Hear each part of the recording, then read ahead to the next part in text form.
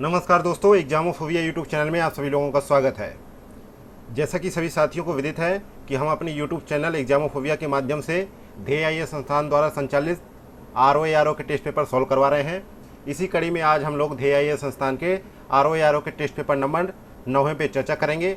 हालांकि ओवरऑल बात की जाए तो यह टेस्ट पेपर 9वां है और जो है जीएस की दृष्टि से बात की जाए तो यह टेस्ट पेपर 5वां है, जिसके तहत हम जो है समान अध्ययन के कुछ प्रश्न होंगे। इसके अलावा इसमें जो है मई 2023 के भी करंट अफेयर के कुछ प्रश्नों का संकलन होगा, जिसके तहत हम लोग 140 क्वेश्चनों को सॉल्व करेंगे। साथ ही इसके एक्सप्लेनेशन पे भी हम लोग विस्तार से चर्चा करेंगे। तो चलिए शुरू करते हैं आज की क्लास क्वेश्चन नंबर 1 के साथ।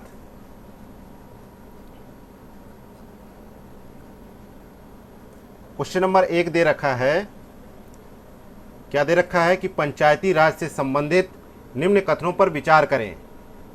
पहला कथन है कि बलवंत राय मेहता समिति द्वारा 3 सदस्यीय राज पद्धति का सुझाव दिया गया। और दूसरा कथन है कि इनके द्वारा ग्राम पंचायत की स्थापना अप्रत्यक्ष रूप से चुने गए प्रतिनिधियों द्वारा, जबकि पंचायत समिति का गठन जो है प्रत्यक्ष रूप से चुने गए सदस्यों द्वारा करने का सुझाव दिया गया। अब आपको यहाँ पे देख के बताना है कि कौन सी कथन सत्य है। तो यहाँ पे देखा जाए तो केवल पहला कथन सत्य है कि बलवंत राय मेहता समिति द्वारा 3 स्तरीय पंचायती राज पद्धति का सुझाव दिया गया, जिसमें ग्राम पंचायत स्तर पर ग्राम पंचायत, ब्लॉक स्तर पर पंचायत समिति और जिला स्तर पर जिला परिषद। तो ये पहला कथन तो सही हो गया। दूसरी कथन में कहा जा रहा है क्यों असत्य है, क्योंकि जो है ग्राम पंचायत की स्थापना जो है प्रत्यक्ष रूप से तथा पंचायत समिति का गठन अप्रत्यक्ष रूप से चुने हुए सदस्यों द्वारा करने का सुझाव जो है समिति द्वारा दिया गया। इसके अलावा जो है जिला स्तर पर जिला परिषद की स्थापना भी अप्रत्यक्ष रूप से करने की सिफारिश की गई। तो यहाँ पे दूसरा कथन गलत हो जाता है।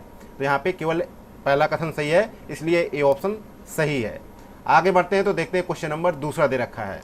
दूसरे में दे रखा है कि नीचे 2 कथन दिए गए हैं, जिनमें से एक अभिकथन है, दूसरा कारण है। तो अभिकथन और कारण को देख के कूट की सहायता से सही उत्तर का चयन करना है। तो अभिकथन में दे रखा है कि भारत का महान्यायवादी ना तो सरकार का पूर्णकालिक वकील है, ना ही वह सरकारी कर्मी की श्रेणी में आता है। इसके अलावा इसका कारण दे रखा है कि उसे एक संसद सदस्य की तरह सभी भत्ते एवं जो है विशेषाधिकार प्राप्त हैं। तो अब यहाँ पे देख के बताना है कि कौन सा कथन सही है। तो यहाँ पे देखा जाए तो ए और आर जो है दोनों ही कथन सत्य है, परंतु आर ए की सही व्याख्या नहीं कर रहा है। तो यहाँ पे सही जवाब होगा बी ऑप्शन, क्योंकि जो है उसे जो है महान्यायवादी को जो है एक संसद सदस्य की भांति सभी भत्ते एवं विशेषाधिकार प्राप्त हैं, क्योंकि उसे संसद के दोनों सदनों में बोलने या कार्रवाई में भाग लेने या दोनों सदनों की संयुक्त बैठक में मताधिकार के बिना भाग लेने का अधिकार भी प्राप्त है। तो यहाँ पे सही जवाब बी होगा। आगे बढ़ते हैं, देखते हैं क्वेश्चन नंबर तीसरा नंबर क्वेश्चन कह रहा है कि सूची फर्स्ट को सेकंड के साथ सम्मिलित कीजिए और नीचे दिए गए कूट की सहायता से सही उत्तर का चयन कीजिए। एक तरफ दे रखा है सूची फर्स्ट में भारत के राष्ट्रपति, दूसरी तरफ सूची सेकंड में दे रखा है उनसे संबंधित कार्यकाल उनके। तो इसका सही मिलान करना है और कूट की सहायता से सही उत्तर का चयन करना है। राष्ट्रपति का, भारत के राष्ट्रपति का उल्लेख जो है संविधान के भाग 5 के अनुच्छेद 52 में किया गया है। तो पहले राष्ट्रपति है डॉक्टर जाकिर हुसैन, जो ऑप्शन ए में दे रखा है। तो पहला ऑप्शन है डॉक्टर जाकिर हुसैन, इनका जो है कार्यकाल था 1967 से 1969। ये मिलान सही है। अगला है बी ऑप्शन में ज्ञानी जैल सिंह, इनका मिलान है 1982 से 1989। सी ऑप्शन में प्रतिभा पाटिल जी हैं, इनका जो है कार्यकाल है 2007 से 12 तक। और डी ऑप्शन में है एपीजे अब्दुल कलाम 2002 से 7 तक। तो यहाँ पे देखा जाए सही जवाब होगा बी ऑप्शन। आगे बढ़ते हैं, देखते हैं क्वेश्चन नंबर चौथा। क्वेश्चन नंबर चौथा कह रहा है निम्नलिखित में से कौन सा एक युग्म सही सुमेलित नहीं है। तो यहाँ पे देखा जाए तो सी ऑप्शन यहाँ पे सुमेलित नहीं है, क्योंकि जो है लिखा है राष्ट्रपति का विशेष संबोधन जो है अनुच्छेद 88 लिखा है, लेकिन इसका जो प्रावधान है अनुच्छेद 87 में वर्णित है। तो यहाँ पे 88 नहीं होगा, 87 होगा। तो यहाँ पे सी ऑप्शन करेक्ट है। नेक्स्ट है क्वेश्चन नंबर 5वां, निम्न कथनों पर विचार करें। पहला कथन लिखा है कि न्यायालय की अवमानना सिविल या जो है आपराधिक दोनों प्रकार के मामलों में हो सकती है। इसके अलावा दूसरा कथन है कि उच्चतम न्यायालय में न्यायिक समीक्षा की शक्ति निहित है। तो यहाँ पे कौन से कथन सत्य हैं ये बोला गया है। तो यहाँ पे जो है जो है यहाँ पे देखा जाए तो दोनों ही कथन सत्य हैं, इसलिए यहाँ पे सी ऑप्शन सही जवाब हो जाता है। तो यहाँ पे देखा जाए सिविल अवमानना क्या होती है ये पहले समझ लेते हैं। तो स्वेच्छा से किसी फैसले, आदेश, न्यायादेश की अवहेलना करना, ये जो है सिविल अवमानना कहलाता है। इसके अलावा आपराधिक अवमानना का मतलब होता है ऐसी सामग्री का प्रकाशन और ऐसा कार्य करना जिसमें न्यायालय की स्थिति को कमतर आंकना या उसको बदनाम करना, या फिर न्यायिक प्रक्रिया में बाधा पहुंचाना, या न्याय प्रशासन को किसी भी तरीके से रोकना। तो यहाँ पे जो है इसे कहते हैं आपराधिक जो है अवमानना होना। तो ये कथन सही है। और दूसरा कथन सत्य है। तो यहाँ पे देखा गया है कि उच्चतम न्यायालय में न्यायिक समीक्षा की शक्ति निहित है अनुच्छेद 137 के तहत। इसके अलावा इसके अंतर्गत वह जो है केंद्र व राज्य दोनों स्तरों पर विधायी व कार्यकारी आदेशों की संवैधानिकता की जांच कर सकता है। तो यहाँ पे सी ऑप्शन सही है, दोनों ही कथन सत्य हैं। तो आगे बढ़ते देखते क्वेश्चन नंबर 6वां। क्वेश्चन नंबर 6वां है निम्नलिखित में से कौन सा एक युग्म सही सुमेलित नहीं है। तो छठे को देखते हैं। यहाँ पे सी ऑप्शन जो है सही सुमेलित नहीं है, क्योंकि सूरजताल जो है हिमाचल प्रदेश में है। हिमाचल प्रदेश के जो है बड़ा लाचा दर्रे के निकट स्थित है, ये खारे पानी की झील है। तो यहाँ पे उत्तराखंड नहीं होगा, हिमाचल प्रदेश होगा। नेक्स्ट है क्वेश्चन नंबर 7वां नंबर क्वेश्चन है कि निम्नलिखित में से कौन सा एक युग्म सही सुमेलित है। एक तरफ दे रखा है जैव मंडल आरक्षित क्षेत्र, दूसरी तरफ है उनके यूनेस्को में सूचीबद्ध होने का वर्ष। तो यहाँ पे देखा जाए तो सुंदरवन को 2001 में सम्मिलित किया गया, तो यहाँ पे गलत है, ये 2001 होगा। और पचमढ़ी को जो है 2009 में, ये भी गलत है। और ग्रेट निकोबार को 2013 में। तो यहाँ पे सही जवाब होगा डी ऑप्शन, नोकरेक को जो है 2009 में यूनेस्को में सूचीबद्ध किया गया। अगला है क्वेश्चन नंबर 8वां। क्वेश्चन नंबर 8वां कह रहा है कि निम्नलिखित में से कौन सी अरुणाचल प्रदेश की एक प्रमुख जनजाति नहीं है। तो यहाँ पे देखा जाए 8वें का सही जवाब है कि कुकी जो है मणिपुर की जनजाति है। और जो है यहाँ पे सही जवाब होगा जो है सी ऑप्शन, बाकी जनजातियाँ जो है अरुणाचल प्रदेश की हैं। अगला है क्वेश्चन नंबर 9वां नंबर क्वेश्चन कह रहा है कि निम्नलिखित में से कौन सा एक युग्म सही सुमेलित नहीं है। एक तरफ दे रखा है कि केंद्र सरकार द्वारा स्थापित बोर्ड है, दूसरी तरफ उन बोर्डों की स्थापना का वर्ष है। तो पहला दे रखा है कि कुटीर उद्योग बोर्ड जो है कब स्थापित हुआ। तो यहाँ पे गलत के लिए पूछा है कि सुमेलित नहीं है, इसके लिए पूछा है। तो जो है कुटीर उद्योग जो है बोर्ड जो है 1948 में इसका स्थापना हुआ, तो ये जो है सही है। केंद्रीय शुल्क बोर्ड की स्थापना 1949 में हुई, ये भी सही है। अखिल भारतीय हथकरघा बोर्ड की स्थापना 1950 में हुई थी, ना कि 1953 में। तो ये जो है सही जवाब हो जाएगा, क्योंकि गलत के लिए बोला गया है। बाकी जो है डी ऑप्शन में दे रखा है अखिल भारतीय खादी ग्रामोद्योग बोर्ड, इसकी स्थापना हुई थी 1954 में। अगला है क्वेश्चन नंबर 10वां। निम्न कथनों पर विचार करें। पहला कथन है कि नर्मदा नदी का उद्गम जो है मैकाल पर्वत की अमरकंटक चोटी से हुआ है। और दूसरा कथन है कि बंगाल की खाड़ी में गिरने वाली यह प्रायद्वीपीय भारत की सबसे बड़ी नदी है। तो यहाँ पे कौन सा कथन सत्य है। तो यहाँ पे 10वें का देखते हैं। पहला कथन तो सही है कि नर्मदा नदी का उद्गम जो है मैकाल पर्वत की अमरकंटक चोटी से हुआ है, ये कथन सही है। लेकिन दूसरे में देखते हैं कि बंगाल की खाड़ी में जो है गिरने वाली यह प्रायद्वीपीय भारत की सबसे बड़ी नदी है। तो ये जो है अरब सागर में गिरने वाली प्रायद्वीपीय भारत की सबसे बड़ी नदी है, ना कि बंगाल की खाड़ी में। और इस नदी के अपवाह क्षेत्र का 87% भाग जो है मध्य प्रदेश, और लगभग 11.5% जो है भाग जो है गुजरात, और 1.5% भाग जो है महाराष्ट्र में पड़ता है। तो यहाँ पे जो है ए ऑप्शन सही जवाब होगा कि पहला ही कथन केवल सही है, दूसरा गलत है। नेक्स्ट है क्वेश्चन नंबर 11वां। निम्नलिखित कथनों में से कौन सा एक जो है सही कथन है। तो मतलब कि कौन सा कथन सही है ये आपको बताना है। तो 11वें में देखते हैं। तो जो है राज्यसभा धन विधेयक में संशोधन कर सकती है, परंतु अस्वीकार नहीं कर सकती। पहला कथन ये हो गया। दूसरा है कि अनुदान मांगों पर दोनों सदनों में मतदान होता है, दूसरा कथन ये हो गया। तो यहाँ देखा जाए तो दोनों ही कथन गलत हैं। तो पहला भी गलत है, दूसरा भी गलत है। तो यहाँ पे डी ऑप्शन सही जवाब हो जाएगा। अब बात करते हैं इसकी विस्तार से कि क्यों गलत है। तो राज्यसभा जो है 14 दिनों के भीतर जो है धन विधेयक को अपनी सिफारिशों सहित जो है लोकसभा को लौटा सकती है, परंतु लोकसभा राज्यसभा की किसी सिफारिश को मानने या न मानने हेतु स्वतंत्र है। यदि राज्यसभा 14 दिनों के भीतर धन विधेयक को लोकसभा को वापस नहीं करता तो उसे उसी रूप में दोनों सदनों द्वारा पारित माना जाएगा। इसलिए जो है कहा जा सकता है कि राज्यसभा को धन विधेयक में संशोधन करने या अस्वीकार करने की कोई शक्ति प्राप्त नहीं है। इसलिए यहाँ पे पहला कथन गलत हो जाता है। इसके अलावा जो है दूसरे कथन की बात करते हैं तो अनुच्छेद 113(2) के अनुसार अनुदान मांगे जो है लोकसभा में रखी जाती हैं और जो है उसे ही उस पर मतदान करने का अधिकार है, ना कि राज्यसभा को। तो यहाँ पे दोनों सदनों का जिक्र है, इसलिए यहाँ पे ये भी गलत है। तो यहाँ पे डी ऑप्शन करेक्ट होगा। अगला है क्वेश्चन नंबर 12वां। भारतीय संविधान के निम्नलिखित अनुच्छेदों में से किस एक के द्वारा राज्य कार्य के अधिकार को सुनिश्चित करने के लिए प्रभावी प्रावधान करता है? तो यहाँ पे देखा जाए तो 12वें का सही जवाब होगा सी ऑप्शन। अनुच्छेद 41 में वर्णन मिलता है कि राज्य अपनी आर्थिक सामर्थ्य और विकास की सीमाओं के भीतर काम, शिक्षा और लोक सहायता पाने के अधिकार को प्राप्त करने का प्रभावी उपबंध करेंगे। तो इसका उल्लेख अनुच्छेद 41 में मिलता है। तो यहाँ पे सी ऑप्शन करेक्ट जवाब होगा। नेक्स्ट है क्वेश्चन नंबर 13वां। भारतीय संविधान में राज्यपाल द्वारा राष्ट्रपति के विचारार्थ विधेयक सुरक्षित रखना किस देश के संविधान से लिया गया है?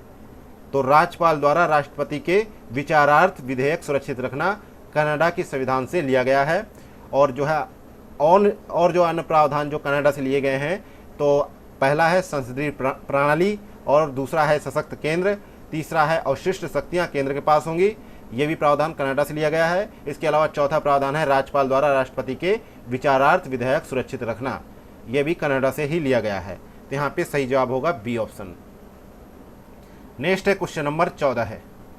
14 नंबर क्वेश्चन कह रहा है कि संविधान के अनुच्छेद 103 के अनुसार निर्वाचन में भ्रष्ट आचरण के कारण कोई सदस्य सदन का सदस्य होने के लिए अनर्ह हो गया है या नहीं, इस प्रश्न का विनिश्चय राष्ट्रपति द्वारा किया जाता है। तो यहाँ पे आपको बताना है कि इसका सही जवाब क्या होगा, किस आधार पर यह किया जाता है, ये प्रक्रिया अपनाई जाती है। तो यहाँ पे 14 का देखते हैं कि अनुच्छेद 103 के तहत जो है अनुसार जो है निर्वाचन में भ्रष्ट आचरण के कारण जो है कोई सदस्य सदन का सदस्य होने के लिए अनर्ह हो गया है या नहीं, इस प्रश्न का विनिश्चय राष्ट्रपति द्वारा निर्वाचन आयोग की सलाह पर किया जाता है। और इसके अलावा दल बदल के आधार पर संसद सदस्यों की अयोग्यता का निर्णय लोकसभा में अध्यक्ष द्वारा तथा राज्यसभा में सभापति द्वारा किया जाता है।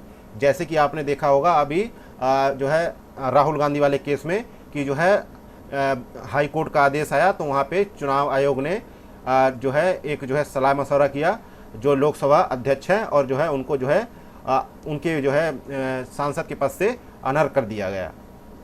तो ये जो है इम्पावर है, पावर है उनके पास, लोकसभा अध्यक्ष के पास। तो यहाँ पे सही जवाब क्या होगा, 14 का सही जवाब होगा ए ऑप्शन। निर्वाचन आयोग की सलाह पर ही जो है लोकसभा अध्यक्ष का जो है कार्यालय है, तो वहाँ से उनको जो है उनके पद से हटाया जा सकता है। नेक्स्ट है क्वेश्चन नंबर 15 है। नीचे दो कथन दिए गए हैं जिनमें से एक अभिकथन है, दूसरा कारण है। अब जो है अभिकथन को देखना है कि राष्ट्रपति धन विधेयक को पुनर्विचार के लिए वापस नहीं कर सकता, और इसका कारण है कि धन विधेयक राष्ट्रपति की पूर्वानुमति से ही लोकसभा में प्रस्तुत किया जाता है। तो यहाँ पे देखा जाए तो नीचे दिए गए कूट की सहायता से सही उत्तर का चयन करना है। तो यहाँ पे देखा जाए ए ऑप्शन सही है, क्योंकि जो है ए और आर दोनों सही है, परंतु आर ए की सही व्याख्या करता है। अगला है क्वेश्चन नंबर 16 है। क्वेश्चन नंबर 16 कह रहा है कि निम्नलिखित कथनों में से कौन सा एक प्राक्कलन समिति के संबंध में सत्य नहीं है? तो यहाँ पे 16 का सही जवाब है प्राक्कलन समिति के संदर्भ में सही नहीं है। यह समिति जो है संसद की लगभग स्थायी समिति है और सबसे बड़ी समिति मानी जाती है, और इस समिति का गठन जो है सिर्फ लोकसभा में किया जाता है, और इसका गठन जो है लोकसभा में बजट प्रस्तुत करने के बाद होता है। तो इसका सही जवाब होगा बी ऑप्शन। लोकसभा में बजट पेश होने से पहले इसका गठन किया जाता है। अगला क्वेश्चन नंबर 17 है। राज्य विधानमंडल निम्नलिखित में से कौन सी सूचियों पर कानून बना सकती है? तो यहाँ पे 17 का देखते हैं कि संविधान की 7वीं अनुसूची में केंद्र तथा राज्य के मध्य जो है शक्तियों के विभाजन से संबंधित 3 सूचियों का उल्लेख मिलता है। पहला है संघ सूची, दूसरा है राज्य सूची, तीसरा है समवर्ती सूची।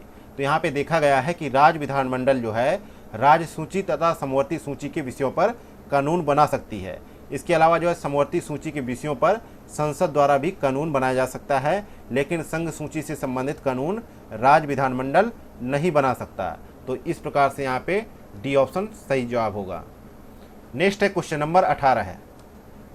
क्वेश्चन नंबर 18 कह रहा है प्रोटेम स्पीकर के संबंध में निम्नलिखित कथनों में से कौन सा कथन सत्य है। पहला कथन कह रहा है कि नवनिर्वाचित लोकसभा के वरिष्ठतम सदस्यों में से एक को समानतः प्रोटेम स्पीकर नियुक्त किया जाता है। और दूसरा कथन है कि प्रोटेम स्पीकर नवनिर्वाचित सदस्यों को शपथ दिलाता है। तो यहाँ पे जो है दोनों ही कथन सत्य हैं, तो यहाँ पे सी ऑप्शन करेक्ट जवाब होगा। नेक्स्ट है क्वेश्चन नंबर 19। किस प्रख्यात न्यायविद व संवैधानिक विशेषज्ञ ने प्रस्तावना को संविधान का परिचय पत्र कहा है। तो यहाँ पे सही जवाब है कि प्रस्तावना जो है, भारत की संविधान की प्रस्तावना जो है जवाहरलाल नेहरू द्वारा तैयार किए गए उद्देश्य प्रस्ताव पर आधारित है। और उद्देश्य प्रस्ताव के आधार पर ही संविधान सभा के संवैधानिक सलाहकार BN राव द्वारा प्रस्तावना का प्रारूप तैयार किया गया। और प्रख्यात न्यायविद व संवैधानिक विशेषज्ञ जो है NA पालकीवाला ने प्रस्तावना को संविधान का परिचय पत्र कहा था। तो यहाँ पे NA पालकीवाला सही जवाब होगा, ए ऑप्शन करेक्ट आंसर है। नेक्स्ट है क्वेश्चन नंबर 20। संविधान का निम्न में से कौन सा अनुच्छेद जो है उच्चतम न्यायालय को अभिलेख न्यायालय घोषित करता है। तो संविधान का 129वां जो है अनुच्छेद जो है उच्चतम न्यायालय को अभिलेख न्यायालय घोषित करता है, क्योंकि जो है भारत का सर्वोच्च न्यायालय एक अभिलेख न्यायालय है। इसके सभी निर्णयों को साक्ष्यात्मक मूल होता है और इसे अपनी अवमानना के लिए दंडित करने की शक्ति भी होती है। तो यहाँ पे सही जवाब होगा बी ऑप्शन। नेक्स्ट है क्वेश्चन नंबर 21। उत्तर प्रदेश की जनसंख्या निम्नलिखित में से किन देशों से अधिक है। तो वर्ष 2011 की अंतिम जनगणना के अनुसार जो है उत्तर प्रदेश की कुल जनसंख्या जो है कितनी है, 19,98,12,341 है, जो भारत की कुल जनसंख्या का लगभग 16.50% है। और उत्तर प्रदेश की जो है यह जनसंख्या राष्ट्र के रूप में देखा जाए तो यह जो है विश्व का जो है 5वां सबसे अधिक जनसंख्या वाला राष्ट्र होगा, जो चीन, भारत, अमेरिका और इंडोनेशिया के बाद 5वां जो है राष्ट्र बन सकता है। तो यहाँ देखा जाए तो उत्तर प्रदेश की जनसंख्या जो है दिए गए विकल्पों में से जापान, पाकिस्तान और ब्राज़ील से अधिक है। तो यहाँ पे पहला, दूसरा और तीसरा जो है, पहला, दूसरा, तीसरा, तो यहाँ पे बी ऑप्शन करेक्ट जवाब है। अगला है क्वेश्चन नंबर 22। उत्तर प्रदेश में सिंचाई के मुख्य साधनों का अवरोही क्रम क्या है। तो पहले नलकूप है, फिर जो है नहर है, फिर तालाब है, कुएँ हैं, फिर है अन्न साधन। क्योंकि जो है 79% सिंचाई का कार्य जो है नलकूपों द्वारा किया जाता है। इसके पश्चात जो है 19% जो है नहरों द्वारा सिंचाई की जाती है। और इसके बाद जो है अलग अलग क्षेत्रों में अलग अलग साधनों के माध्यम से किया जाता है उत्तर प्रदेश में सिंचाई। और जो है हालांकि जो है नलकूपों और नहरों द्वारा सिंचाई की जो है प्रमुख क्षेत्र के बारे में बात की जाए तो पश्चिमी उत्तर प्रदेश में नलकूपों और नहरों द्वारा सिंचाई की जाती है।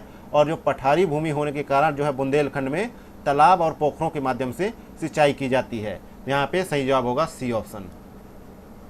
अगला है क्वेश्चन नंबर 23। क्वेश्चन नंबर 23 कह रहा है कि निम्नलिखित में से कौन आधुनिक उत्तर प्रदेश में स्थित महाजनपद है। तो आपके उत्तर प्रदेश में कौन से महाजनपद है, तो इसका सही जवाब है, तो यहाँ पे देखा जाए तो ए ऑप्शन में कौशल है, दूसरा ऑप्शन है सुरसेन, चौथा है पांचाल, तीसरा है वत्स। तो यहाँ पे डी ऑप्शन सही हो जाएगा कि जो है चारों स्थित है यहाँ पे, क्योंकि जो है उत्तर प्रदेश का क्षेत्र जो है मध्य देश के नाम से प्रसिद्ध था। प्राचीन काल में जो है उत्तर प्रदेश का क्षेत्र जो है मध्य देश के नाम से प्रसिद्ध था। और आपकी बात की जाए तो आधुनिक उत्तर प्रदेश में जो है कुल 8 महाजनपद है, जो कुरु, पांचाल, काशी, कौशल, सूरसेन, चेदी, वत्स तथा मल्ल हैं। आगे बढ़ते हैं तो देखते हैं क्वेश्चन नंबर 24। 24 नंबर क्वेश्चन कह रहा है कि उत्तर प्रदेश में जमींदारी उन्मूलन कानून 1950 लागू हुआ था। तो ये कानून कब लागू हुआ था। तो उत्तर प्रदेश में जमींदारी उन्मूलन कानून जो है 1950 जो है कब लागू हुआ, 1 जुलाई 1952 से लागू हुआ, 1 जुलाई 1952 से लागू हुआ। सी ऑप्शन सही जवाब है। इस भूमि के समतापूर्ण वितरण से संबंधित कानून था। यह जो है भूमि के समतापूर्ण वितरण से संबंधित कानून था, जिसके अंतर्गत जो है प्रत्येक व्यक्ति की भूमि जो है धारण क्षमता को सीमित किया गया था। नेक्स्ट है क्वेश्चन नंबर 25 नंबर क्वेश्चन कह रहा है कि भारतीय राष्ट्रीय कांग्रेस के उत्तर प्रदेश में हुए सम्मेलनों में से कौन सा जो है युग्म जो है सही सुमेलित नहीं है। तो यहाँ पे सी ऑप्शन सही हो जाएगा, क्योंकि जो है यहाँ पे जो है लिखा है कि लखनऊ का जो 1916 में अधिवेशन हुआ था उसकी अध्यक्षता जवाहरलाल नेहरू ने की थी, लेकिन जो है भारतीय राष्ट्रीय कांग्रेस का जो लखनऊ अधिवेशन हुआ था 1916 में उसकी अध्यक्षता जो है अंबिका चरण मजूमदार ने की थी। तो यहाँ पे सी ऑप्शन सही है। नेक्स्ट है क्वेश्चन नंबर 26 नंबर क्वेश्चन कह रहा है कि निम्नलिखित कथनों पर विचार करें। तो पहला कथन है कि मध्य प्रदेश से 3 तरफ से घिरा उत्तर प्रदेश का एकमात्र जिला ललितपुर है, और दूसरा कथन है कि उत्तर प्रदेश की सीमा से लगा सबसे छोटी सीमा वाला राज्य हिमाचल प्रदेश है। तो यहाँ पे देखा जाए तो दोनों ही कथन सत्य है, तो यहाँ पे सी ऑप्शन सही जवाब है।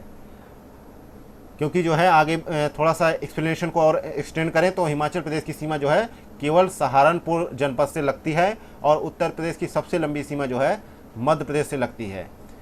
अगला है क्वेश्चन नंबर 27 नंबर क्वेश्चन है कि स्वतंत्र भारत के निम्न प्रधानमंत्रियों में से किसका निर्वाचन क्षेत्र उत्तर प्रदेश से रहा है। तो यहाँ पे देखा जाए तो प्रधानमंत्री चंद्रशेखर हुए, प्रधानमंत्री नरेंद्र मोदी हुए, और वीपी सिंह हुए, चौधरी चरण सिंह, लाल बहादुर शास्त्री, इन पांचों का ही जो है उत्तर प्रदेश से जो है संबंध रहा है। वे वहाँ से ही जो है जीत कर आते रहे हैं। तो यहाँ पे बात की जाए तो चंद्रशेखर जो है बलिया से, और नरेंद्र मोदी वाराणसी से, वीपी सिंह जो है फतेहपुर से, और चौधरी चरण सिंह जो है बागपत से निर्वाचित हुए। तो यहाँ पे अगर बात की जाए तो स्वतंत्रता प्राप्ति के बाद से जो है उत्तर प्रदेश से निर्वाचित जो है 9 प्रधानमंत्री हुए हैं। तो यहाँ पे डी ऑप्शन करेक्ट आंसर होगा। नेक्स्ट है क्वेश्चन नंबर 28 नंबर क्वेश्चन कह रहा है कि उत्तर प्रदेश में ई डिस्ट्रिक्ट परियोजना का शुभारंभ कब हुआ। तो ई डिस्ट्रिक्ट परियोजना का शुभारंभ 2009 में किया गया। यहाँ पे सही जवाब है सी ऑप्शन। नेक्स्ट है क्वेश्चन नंबर 29, निम्नलिखित में से कौन सा युग्म सही सुमेलित नहीं है। तो यहाँ पे देखा जाए तो सी ऑप्शन सुमेलित नहीं है, क्योंकि फैजाबाद में 1857 की क्रांति का नेतृत्व जो है मौलवी अहमद उल्लाह ने किया था, जबकि मौलवी लियाकत अली ने इलाहाबाद में नेतृत्व किया था। तो यहाँ पे ये गलत है, सी ऑप्शन। नेक्स्ट है क्वेश्चन नंबर 30, उत्तर प्रदेश का निम्नलिखित में से कौन सा जिला नेपाल के साथ सीमा साझा नहीं करता है। तो उत्तर प्रदेश के 7 जो है जिले ऐसे हैं जो नेपाल से सीमा साझा करते हैं। पहला है लखीमपुर खीरी, दूसरा है पीलीभीत, तीसरा है बहराइच, चौथा है बलरामपुर, 5वां है श्रावस्ती, छठा है सिद्धार्थनगर, 7वां है महाराजगंज। तो यहाँ पे ऑप्शन में क्या नहीं दे रखा है, ऑप्शन में नहीं दे रखा है बी ऑप्शन शाहजहांपुर। नेक्स्ट है क्वेश्चन नंबर 31, निम्न युग्मों में से कौन सा युग्म सही सुमेलित है। एक तरफ उत्तर प्रदेश में स्थापित आयोग हैं और एक तरफ उनके गठन का वर्ष दे रखा है। तो यहाँ पे देखा जाए 31 का राज्य सूचना आयोग का गठन 2005 में हुआ, राज्य महिला आयोग का गठन 2013 में हुआ, और राज्य मानवाधिकार आयोग का गठन 2002 में हुआ। तो डी ऑप्शन यहाँ पे सही है कि ऊपर के तीनों ही गठन वर्ष सही हैं। नेक्स्ट है क्वेश्चन नंबर 32, नीचे 2 कथन दिए गए हैं जिनमें से एक को अभिकथन दूसरे को कारण कहा जाता है। उनको देख के जो है कूट की सहायता से सही उत्तर का चयन करना है। तो अभिकथन में दे रखा है कि 24 जनवरी 2018 को प्रथम उत्तर प्रदेश दिवस मनाया गया, और इसका कारण है कि वर्ष 1950 में 24 जनवरी को प्रदेश का नाम जो है संयुक्त प्रांत से बदलकर उत्तर प्रदेश कर दिया गया था। तो यहाँ पे सही कूट की सहायता से उत्तर का चयन करना है। तो यहाँ पे ए ऑप्शन सही है, ए आर दोनों सही है, आर ए की सही व्याख्या कर रहा है। नेक्स्ट है क्वेश्चन नंबर 33 नंबर क्वेश्चन है कि निम्नलिखित में से किस वर्ष जो है राज्य सरकार द्वारा राजभाषा संशोधन अधिनियम पारित करके उर्दू को उत्तर प्रदेश की द्वितीय राजभाषा घोषित किया गया। तो यहाँ पे 33 का सही जवाब है 1989 में जो है राज्य सरकार द्वारा राजभाषा संशोधन अधिनियम पारित करके उर्दू को प्रदेश की द्वितीय राजभाषा घोषित किया गया। तो यहाँ पे सही जवाब होगा ए ऑप्शन। नेक्स्ट है क्वेश्चन नंबर 34, निम्नलिखित जनजातियों में से कौन सी एक उत्तर प्रदेश के गोरखपुर जनपद के तराई क्षेत्रों में निवास करती है। तो यहाँ देखा जाए उत्तर प्रदेश के जो है जो तराई क्षेत्र है वहाँ पे निवास करती है। तो थारू जनजाति जो है उत्तर प्रदेश के गोरखपुर जो है जनपद के तराई क्षेत्रों में निवास करती है, और ये जो है जनजाति जो है किरात वंश से संबंधित है। तो यहाँ पे और इन जनजातियों के मध्य जो है बदला विवाह भी प्रचलित है। तो यहाँ पे ए ऑप्शन करेक्ट आंसर होगा। नेक्स्ट है क्वेश्चन नंबर 35, उत्तर प्रदेश सरकार द्वारा चलाई जा रही एक जिला एक उत्पाद योजना द्वारा किस प्रकार के उद्योगों का विकास संभव हो पाएगा। तो यहाँ पे छोटे उद्योगों का विकास होगा, मध्यम उद्योगों का, परंपरागत उद्योगों का, तीनों ही उद्योगों का विकास संभव है। तो यहाँ पे डी ऑप्शन करेक्ट है कि सभी उद्योगों का विकास संभव है। और बात की जाए तो जो है एक जिला एक उत्पाद योजना की शुरुआत जो है प्रदेश में 24 जनवरी 2018 को शुरू किया गया था। नेक्स्ट है क्वेश्चन नंबर 36, निम्नलिखित भूकंपी तरंगों में से कौन सी एक जो है सिर्फ ठोस माध्यम से ही चल सकती है। तो यहाँ पे देखा जाए कि ऐसे तरंगों को अनुप्रस्थ तरंगें भी कहा जाता है और ये प्रकाश तरंगों की भांति चलती हैं और केवल ठोस माध्यम में ही ये चल सकती हैं। तो यहाँ पे बी ऑप्शन राइट आंसर होगा। नेक्स्ट है क्वेश्चन नंबर 37, 90 डिग्री पूर्वी कटक स्थित है। तो ये जो है हिंद महासागर में अंडमान निकोबार के दक्षिण में 90 डिग्री पूर्वी देशांतर के साथ है और इसकी लंबाई जो है 5000 किलोमीटर है। तो यहाँ पे ए ऑप्शन सही जवाब हो जाएगा। नेक्स्ट है क्वेश्चन नंबर 38 नंबर क्वेश्चन है कि निम्नलिखित युग्मों में से कौन सा एक सही सुमेलित नहीं है। एक तरफ नदियां हैं, दूसरी तरफ उनसे संबंधित उद्गम स्रोत हैं।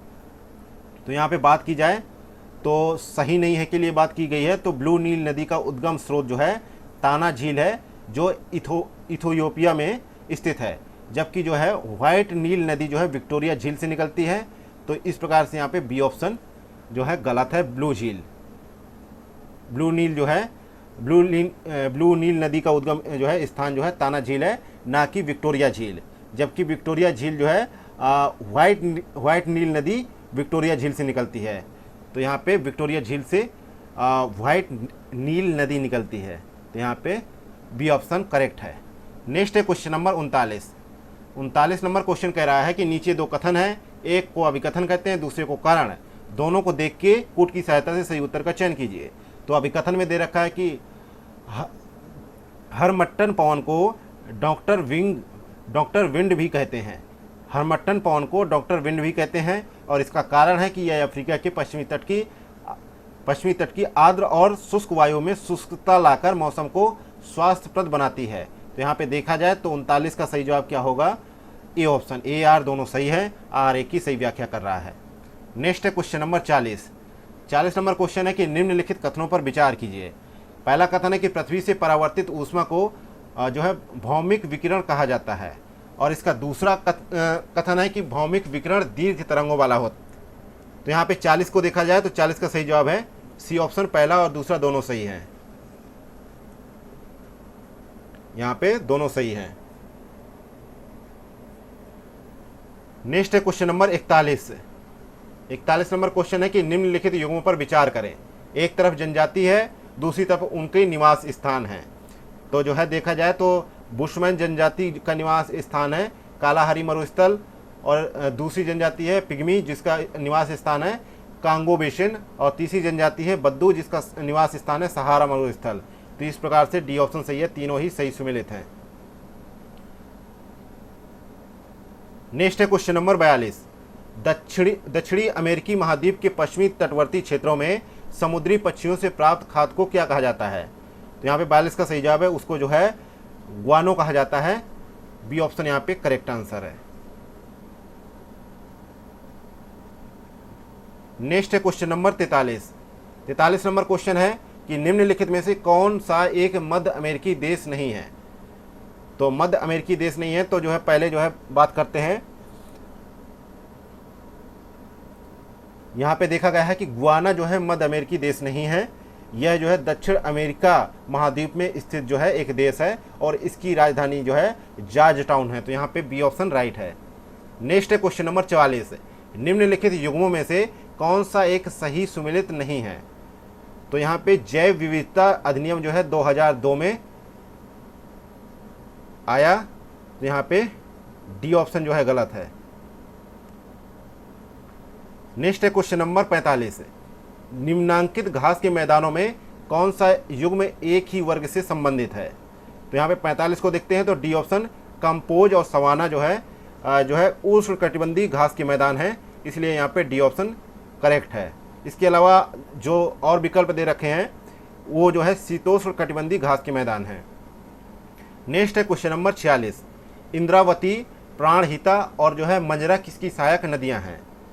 तो यहाँ पे देखा जाता है कि यह जो है गोदावरी की सहायक नदियां हैं और जो है यह प्रायद्वीपीय भारत की सबसे लंबी नदी है गोदावरी नदी, और यह नदी महाराष्ट्र के नासिक जिले में जो है पश्चिमी घाट पर स्थित त्र्यंबक नामक जगह से निकलती है। तो यहाँ पे ए ऑप्शन करेक्ट आंसर होगा। नेक्स्ट है क्वेश्चन नंबर 47, केंद्रीय तंबाकू अनुसंधान संस्थान जो है कहाँ स्थित है? तो केंद्रीय तंबाकू अनुसंधान संस्थान जो है राजमुंद्री आंध्र प्रदेश में स्थित है। ए ऑप्शन करेक्ट आंसर है। अगला है क्वेश्चन नंबर 48। क्वेश्चन नंबर 48 है कि भारतीय मानक समय की यमोत्तर रेखा निम्नलिखित में से किन किन राज्यों से होकर गुजरती है? तो यहाँ पे देखा जाता है कि किन किन राज्यों से होकर गुजरती है। तो 5 राज्य इसमें दिए गए हैं, उत्तर प्रदेश और जो है छत्तीसगढ़, उड़ीसा और जो है मध्य प्रदेश और जो है आंध्र प्रदेश। तेलंगाना का ऑप्शन यहाँ पे नहीं है।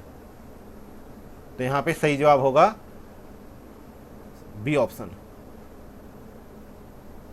नेक्स्ट है क्वेश्चन नंबर 49 नंबर क्वेश्चन कह रहा है निम्नलिखित युग्मों में से कौन सा एक जो है युग्म सही सुमेलित नहीं है?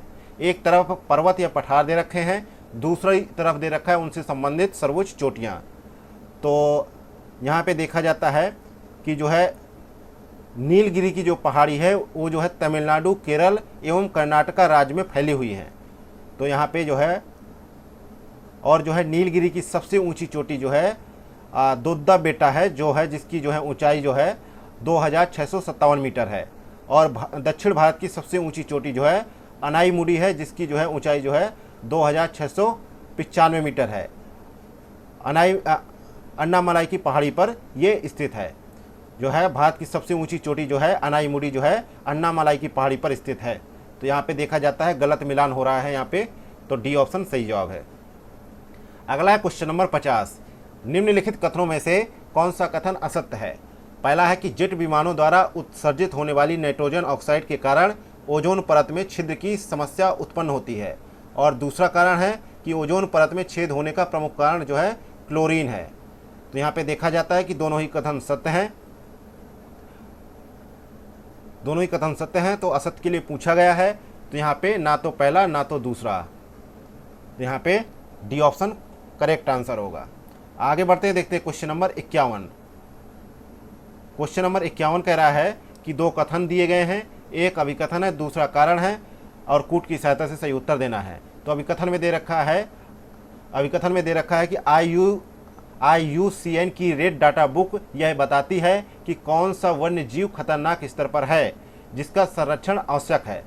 और इसका जो है कारण दे रखा है कि मानव की संख्या में अनियंत्रित वृद्धि ने खाद्य श्रृंखला को प्रतिकूल रूप से प्रभावित किया है। तो यहाँ पे देखा जाए तो जो है अभिकथन ए तथा कारण दोनों सही हैं, परंतु आर जो है अभिकथन ए की सही व्याख्या नहीं कर रहा है। तो यहाँ पे बी ऑप्शन करेक्ट है। अगला है क्वेश्चन नंबर 52 नंबर क्वेश्चन है द फ्यूचर वी वांट नामक मसौदा निम्नलिखित में से किस सम्मेलन में दिया गया? तो ये जो है पृथ्वी सम्मेलन के 2 दशक पूरे होने के उपलक्ष्य में जो है 20 से 22 जून 2012 को ब्राज़ील के रियो डी जेनेरियो में संयुक्त राष्ट्र सतत विकास सम्मेलन यानी Rio+20 सम्मेलन आयोजित किया गया। इस सम्मेलन में द फ्यूचर वी वांट का मसौदा तैयार किया गया। तो यहाँ पे देखा जाता है सी ऑप्शन करेक्ट आंसर है, Rio+20 सम्मेलन में। नेक्स्ट है क्वेश्चन नंबर 53। क्वेश्चन नंबर 53 कह रहा है कि भारत में राष्ट्रीय जीन बैंक की स्थापना किस वर्ष की गई थी? तो भारत में राष्ट्रीय जीन बैंक की स्थापना 1996 में नई दिल्ली में की गई थी। और जो है यहाँ पे सही जवाब होगा बी ऑप्शन। नेक्स्ट है क्वेश्चन नंबर 54, पर्यावरणीय निष्पादन सूचकांक जारी किया जाता है। तो किसके द्वारा जारी किया जाता है? तो ये जो है विश्व आर्थिक मंच द्वारा जारी किया जाता है। और इस रिपोर्ट में पर्यावरणीय स्वास्थ्य और जो है पारिस्थितिकी चेतना के आधार पर देशों को रैंकिंग प्रदान की जाती है। तो यहाँ पे सही जवाब है ए ऑप्शन। नेक्स्ट है क्वेश्चन नंबर 55, सूची फर्स्ट को सेकेंड के साथ में सम्मिलित करना है और नीचे दिए गए कूट की सहायता से सही उत्तर का चयन करना है। तो सूची फर्स्ट में प्राचीन रचनाएं हैं और सूची सेकेंड में उनके रचनाकार हैं। तो देख के बताना है कि कौन सा जो है सही है, सही क्रम क्या है।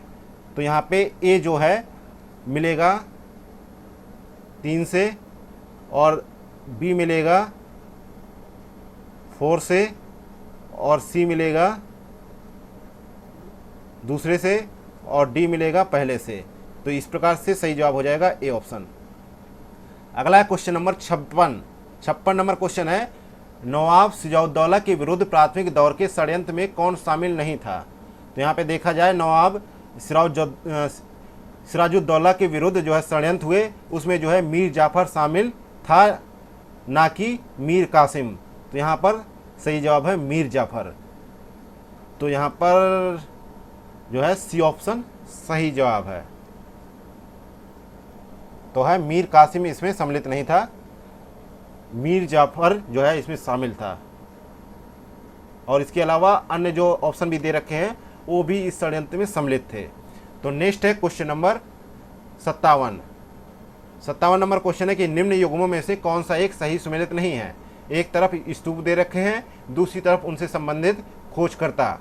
तो पूछा गया है कि कौन सा सही सुमेलित नहीं है। तो यहाँ पे दे रखा है डी ऑप्शन में अमरावती स्तूप, जिसकी खोज जो है 1797 ईस्वी में कर्नल मैकेंजी ने की थी और यह कृष्णा नदी के तट पर स्थित है। तो यहाँ पे एडवर्ड बेकर नहीं होगा, कर्नल मैकेंजी होगा। तो यहाँ पे डी ऑप्शन करेक्ट जवाब है। नेक्स्ट है क्वेश्चन नंबर 58 नंबर क्वेश्चन कह रहा है कि निम्नलिखित में से किस राष्ट्रकूट शासक ने जिनसेन एवं जो है महावीराचार्य को अपने दरबार में प्रश्रय प्रदान किया था? तो प्रश्रय प्रदान किसने किया था? तो यहाँ पे सही जवाब है अमोघ वर्ष ने। तो ये जो है राष्ट्रकूट शासक होते थे। अमोघ वर्ष ने जैन धर्मानुयायियों को जो है धर्मानुयायी थे और इसने जो है कन्नड़ भाषा में कवि राजमार्ग की रचना भी की और इसने जिनसेन एवं जो है महावीराचार्य को अपने दरबार में प्रश्रय भी दिया। और जिनसेन ने आदि पुराण तथा महावीराचार्य ने गणित सार संग्रह की रचना की।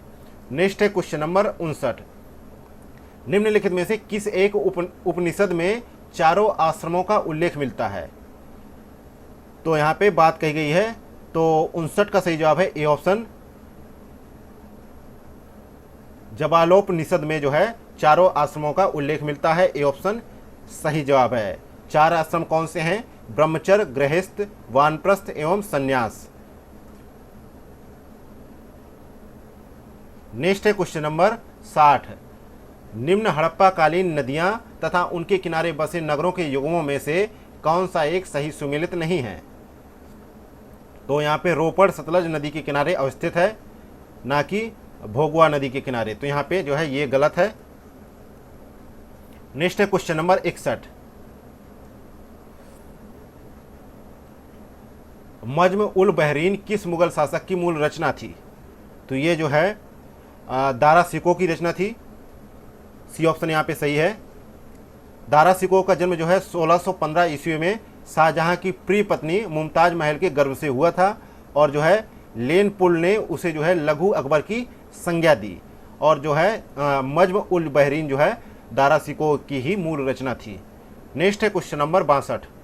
निम्नलिखित में से कौन सा एक जो है फिरोज शाह तुगलक से संबंधित नहीं है? तो यहाँ पे बात की जाए तो सी ऑप्शन यहाँ पे देखते हैं, सैनिकों को नगद वेतन देना प्रारंभ करना। नगद वेतन देना प्रारंभ करना फिरोज शाह तुगलक से संबंधित नहीं है, क्योंकि यह प्रथा जो है अलाउद्दीन खिलजी द्वारा प्रारंभ की गई थी और इसके अलावा अतिरिक्त जो है सभी जो है प्रावधान जो है फिरोज शाह तुगलक से संबंधित है। तो यहाँ पे सी ऑप्शन राइट होगा। नेक्स्ट है क्वेश्चन नंबर 63। किस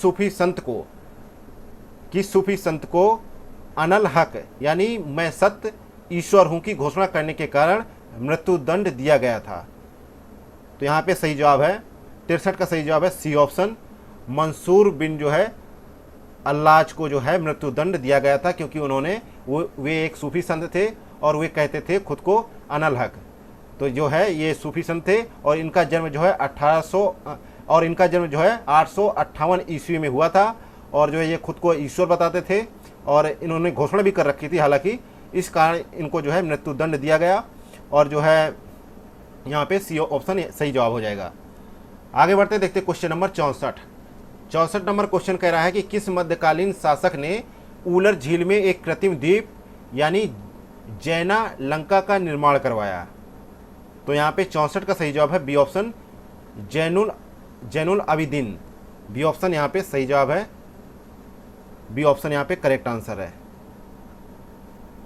ये जो है जैनुल आबिदीन जो है 15वीं शताब्दी में लगभग जो है 1420 से 1470 ईस्वी में कश्मीर का सुल्तान था और यह एक जो है योग्य और लोकप्रिय शासक हुए और इन्होंने जो है धार्मिक सहिष्णुता की नीति अपनाई और इन्होंने हिंदुओं के जो है टूटे मंदिरों का पुनर्निर्माण भी करवाया। इसके अलावा इन्होंने गायों के वधों पर रोक लगाया तथा राज्य में एक बेहतर शासन व्यवस्था लागू की और इनको ये जो है काफ़ी जो है इनको जो है हालांकि जो है कश्मीर में कश्मीर का अकबर भी कहा जाता था।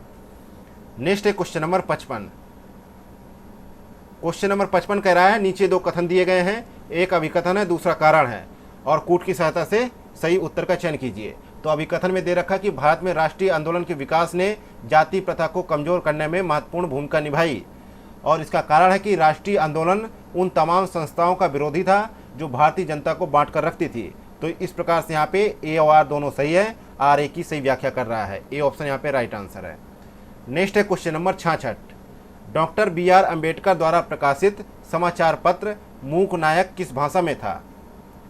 तो ये जो है समाचार पत्र का प्रकाशन जो है 31 जनवरी 1920 को प्रारंभ हुआ और ये मराठी भाषा का एक समाचार पत्र था। डी ऑप्शन करेक्ट है। नेक्स्ट है क्वेश्चन नंबर 67। निम्नलिखित कथनों पर विचार करें। तो यहाँ पे पहला कथन है कि अंग्रेज डच के बाद भारत आए थे। दूसरा कथन है कि ईस्ट इंडिया कंपनी की स्थापना डच इंडिया कंपनी से पूर्व हो चुकी थी। तो यहाँ पे देखा जाए तो 67 का सही जवाब है सी ऑप्शन। दोनों ही कथन सत्य हैं क्योंकि जो है अंग्रेज ईस्ट इंडिया कंपनी की स्थापना जो है 1600 ईस्वी में हुई और डच जो है इंडिया कंपनी की स्थापना 1602 में हुई। नेक्स्ट है क्वेश्चन नंबर 68। 68 नंबर क्वेश्चन कह रहा है कि निम्नलिखित में से किस वायसराय के समय सर रिचर्ड स्ट्रेची की अध्यक्षता में प्रथम अकाल आयोग का गठन किया गया?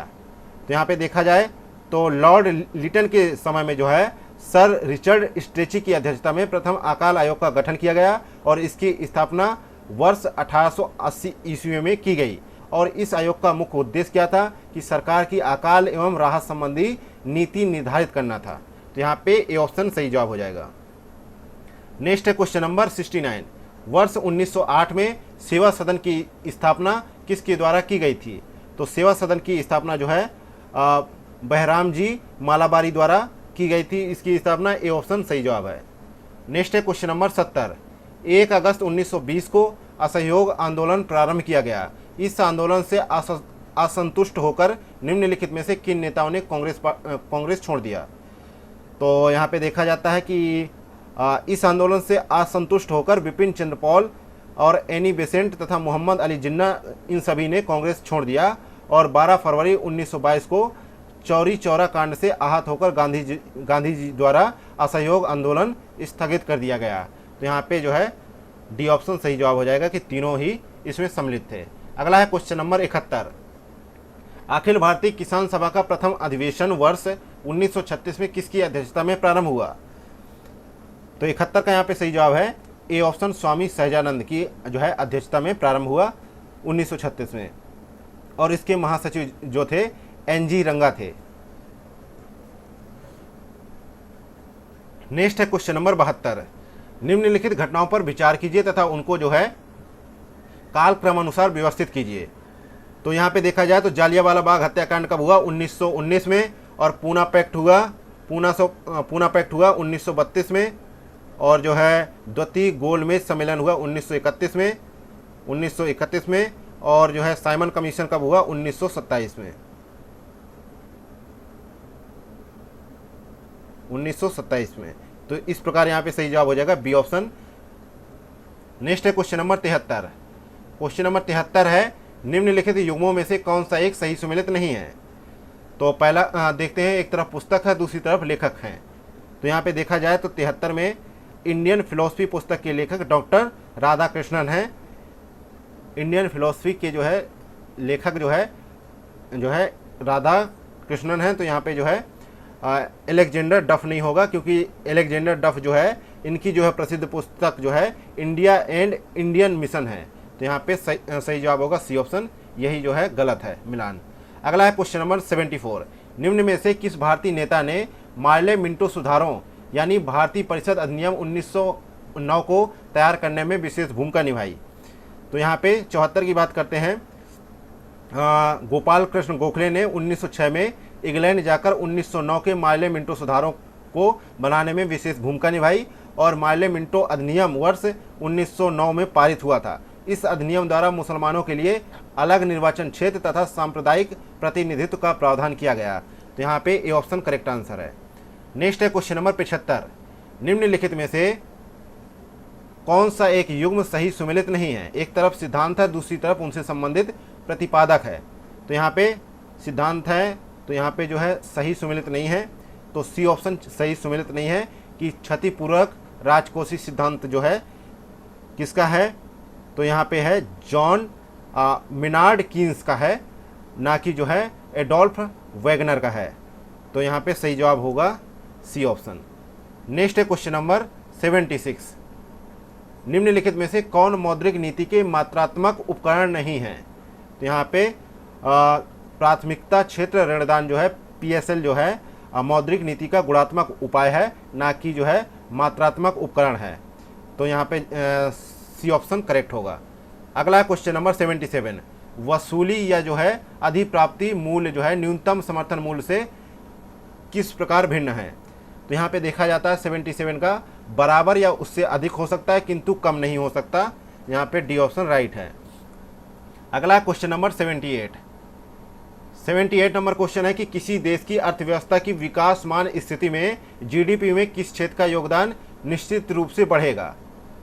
तो यहाँ पे देखते हैं कि जो है 78 का सही जवाब है सी ऑप्शन, तृतीयक क्षेत्र का जो है योगदान निश्चित रूप से बढ़ेगा। सी ऑप्शन यहाँ पे सही जवाब है। नेक्स्ट है क्वेश्चन नंबर 79, पोषणीय उपभोग तथा उत्पादन का संबंध किस SDG से है? तो यहाँ पे देखा जाता है इसका सही जवाब है SDG 12 से है। तो यहाँ पे बी ऑप्शन करेक्ट आंसर है। नेक्स्ट है क्वेश्चन नंबर 80, मुद्रा स्कीम का प्रारंभ वर्ष क्या है? तो मुद्रा स्कीम का प्रारंभ वर्ष क्या है? 2015-16 के बजट में इसकी घोषणा की गई। तो यहाँ पे सही जवाब है बी ऑप्शन वर्ष 2015। नेक्स्ट है question number 81, Akhilesh Ranjan committee का संबंध किससे है? तो अखिलेश रंजन कमेटी का गठन वर्ष 2017 में पुराने आयकर कानूनों के स्थान पर डायरेक्ट टैक्स कोड जो है प्रतिस्थापित करने के लिए किया गया और इस कमेटी ने विभिन्न सुझावों के साथ केंद्र सरकार को अपनी रिपोर्ट 2019 में सौंप दी। तो यहाँ पे सी ऑप्शन राइट होगा। नेक्स्ट है क्वेश्चन नंबर 82, निम्नलिखित युग्मों में से कौन सा एक सही सुमेलित नहीं है? तो एक तरफ संगठन है, दूसरी तरफ उनके स्थापना वर्ष हैं। तो देखते हैं कि यहाँ पे देखा जाए तो डी जो है सही सुमेलित नहीं है। ICICI बैंक की जो है स्थापना का वर्ष जो लिखा है 1995 लिखा है, लेकिन इसकी स्थापना 5 जनवरी 1955 में हुई थी। नेक्स्ट है क्वेश्चन नंबर 83, बैंकिंग के संदर्भ में लैब क्या होता है? तो बैंकिंग के संदर्भ में लोकल एरिया बैंक होता है, जो केंद्रीय बजट 1996-97 में घोषित किया गया। ये बैंक जो है निजी क्षेत्र के अंतर्गत होते हैं और विकेंद्रीकृत बैंकिंग प्रणाली की दिशा में यह एक महत्वपूर्ण कदम था और इसके लिए जो है नचिकेता मोर समिति ने 2014 में अपनी रिपोर्ट में लैब के विस्तार को वित्तीय समावेशन हेतु आवश्यक माना था। तो यहाँ पे बी ऑप्शन करेक्ट आंसर होगा। नेक्स्ट है क्वेश्चन नंबर 84 नंबर क्वेश्चन है बर्गसन मापदंड संबंधित है।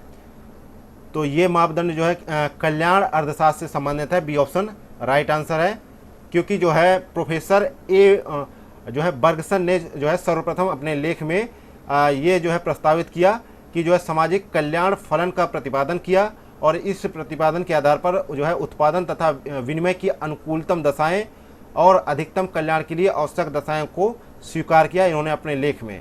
तो इनका लेख था जो है रिफॉर्मुलेशन of certain spectrum of welfare economics. ये इनका लेख था जिसमें इसका प्रतिपादन किया गया सामाजिक कल्याण का। तो यहाँ पे बी ऑप्शन राइट है। नेक्स्ट है क्वेश्चन नंबर 85 नंबर क्वेश्चन कह रहा है कि ऋण की सीमाओं में परिवर्तन करना साख नियंत्रण की कौन सी रीति के प्रयोग द्वारा संभव है? तो यहाँ पर गुणात्मक साख नियंत्रण द्वारा ये जो है किया जा सकता है। तो यहाँ पे ए ऑप्शन राइट है। नेक्स्ट है क्वेश्चन नंबर 86 नंबर क्वेश्चन कह रहा है कि निम्नलिखित पर विचार करें। तो पहला ऑप्शन है कि कोयला एवं उर्वरक, दूसरा है रसायन, तीसरा है रिफाइनिंग उत्पाद, चौथा है कच्चा तेल तथा सीमेंट।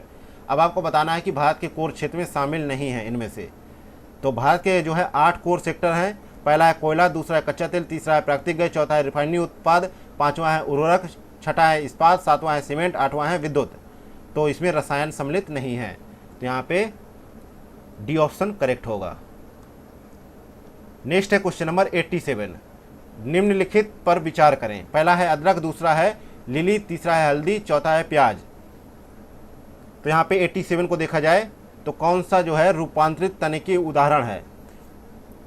तो तना वह भाग होता है जो प्रकाश की तरह वृद्धि करता है, यह प्रांकुर से विकसित होता है और पौधे का जो है प्ररोह तंत्र बनता है। तो इस प्रकार से जो है डी ऑप्शन जो है देखते हैं, ये सभी जो है तने के उदाहरण हैं, अदरक, लिली, हल्दी और प्याज। तो यहाँ पे डी ऑप्शन करेक्ट आंसर है।